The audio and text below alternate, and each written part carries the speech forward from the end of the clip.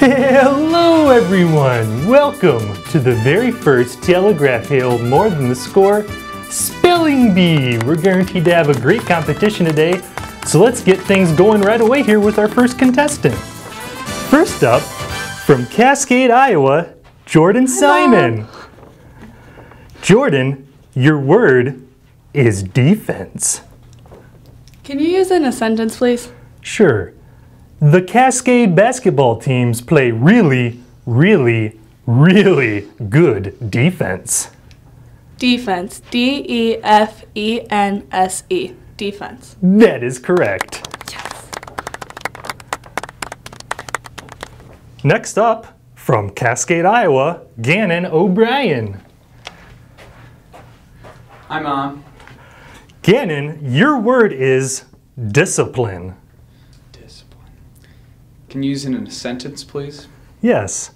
The Cascade basketball teams display excellent discipline on offense. Discipline. D-I-S-C-I-P-L-I-N-E.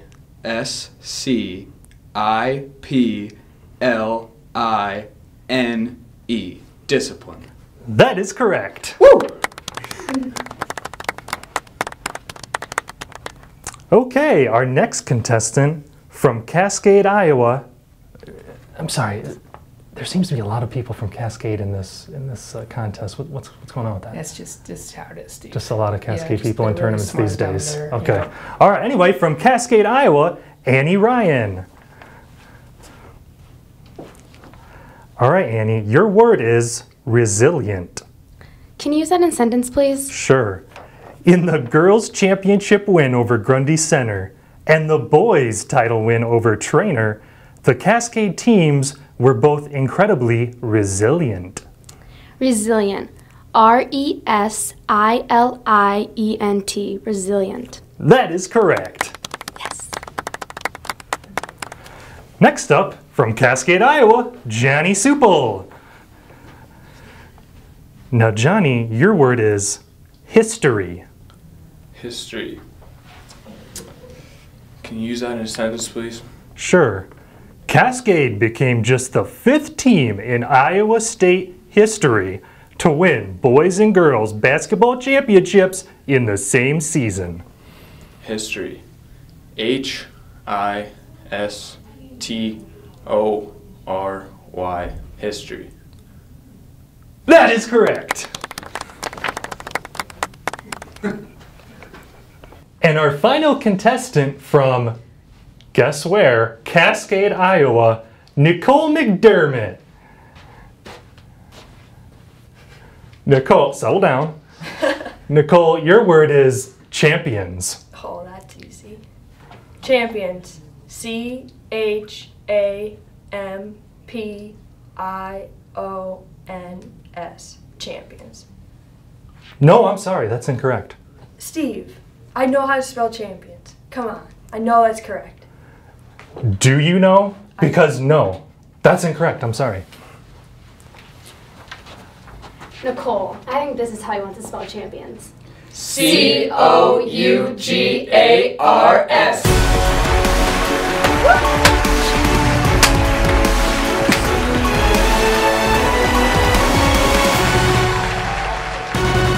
Hello everyone, welcome to this week's edition of Telegraph Herald More Than the Score. I am your host Steve Wortman.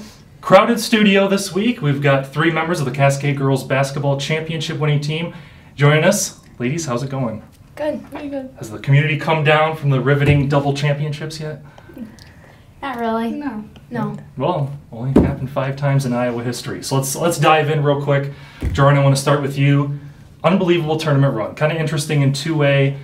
How things happened down in that tournament. It seemed like it was really a wide open field and anything can happen. Kind of talk about that tournament and what it meant for you guys to make that run to the championship game. It was kind of just having to take it one game or game by game, and because the seeding didn't really matter when it came down to the tournament because all the teams were good. So you just had to work your way through each team and just get to the end. Yeah, and now piggybacking off that a little bit, what you guys down at State did defensively, hallmark of Cascade basketball. Talk about how good you guys were down defensively, and it seems like teams at State almost, it takes them a while to learn against this defense. You guys are so quick, athletic, and just every pass has to be firm. It doesn't matter even if it's at the top of the key. Yeah, we really strongly focus on our defense, so it's hard for teams to kind of adjust to it right away, so it just takes them a while, so it kind of works to our advantage that way. All right, well, first ever state championship, 41-37 win over Grundy Center. Nicole, talk a little bit about that game. It was obviously a big win for you guys. You were named to the all-tournament team second year in a row, and it just seems like you guys took it to another level. Yeah, we knew that with some things we had to go through that we're all going to have to step up. Our bench played outstanding. Abby Welter came in and started. She played great. Jordan also played great, made the all-tournament team, so that was good for her too. Yeah, and first championship for Cascade basketball, and of course, a couple days later, the boys would join the party. Annie, what was it like? I know you guys were in the stands watching the boys, seeing them kind of go on that same run. Yeah, it was exciting to see them win too because I have a lot of classmates on that team and I know they worked really hard to get to that point, and to see us win it, I knew that they were going to be hungry to win it, and I mean, it's never happened before, so it was exciting for them to get the same feeling that we had. Yeah, and now this is for anybody if you want to chime in. What did it mean? Obviously, the Cascade basketball programs have been so good for so many years now, both sides, never win a title. You know, what did it mean for the community to see this happen, not only once, but a week later, twice? I think it was really exciting for them as well. I mean, we went through like the elementary schools and walked through and saw all the kids, and I mean, they're going to look up to us, and I hope that when they get older, I hope I get to watch them down at the state tournament, and you see things on Facebook and Twitter and newspapers, and you can tell that the town's really excited for us, and they've supported us all year, and it showed at the end of the season.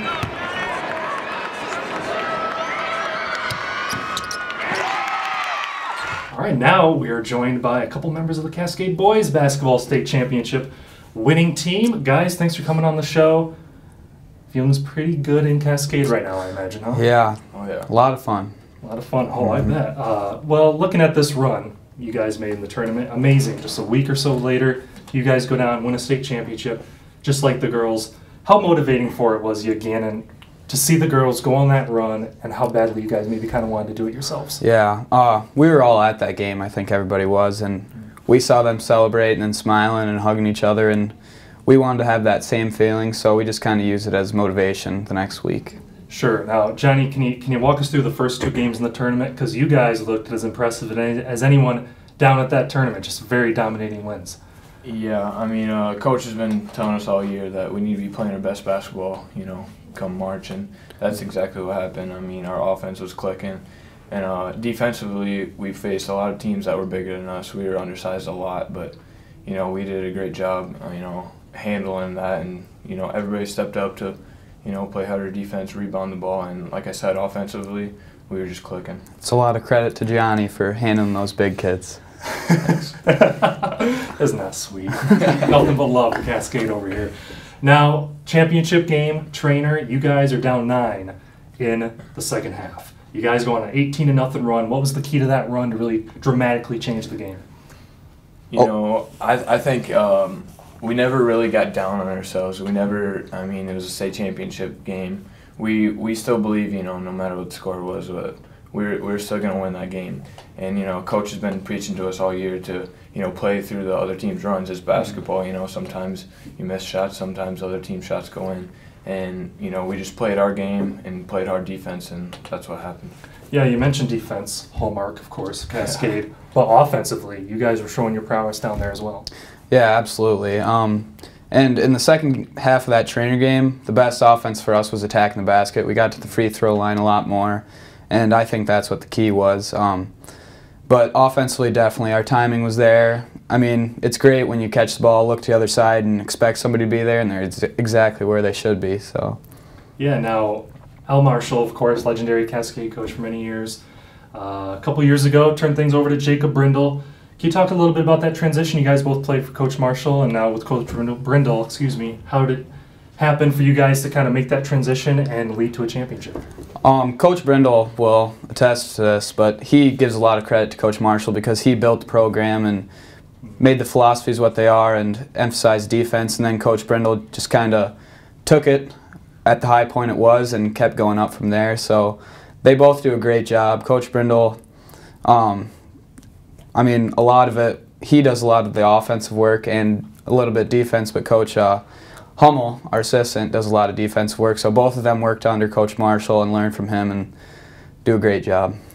Now, it's funny you mentioned Coach Hummel. I saw a clip on Twitter where he missed sitting in his chair. He did. Who did that? Did you guys rig the chair? No. He's sore for a little bit. All right, guys. Well, thanks for coming on the show. Quick show of hands of who expected Cascade to win 2 championships this year. Anybody? Oh, okay. There you go. That's how you win. You got to expect it. All right, guys. Well, thanks for coming on the show. Thank you. That is going to do it for this week's edition of Telegraph Herald. More Than the Score. I'm your host, Steve Wortman. See you next week.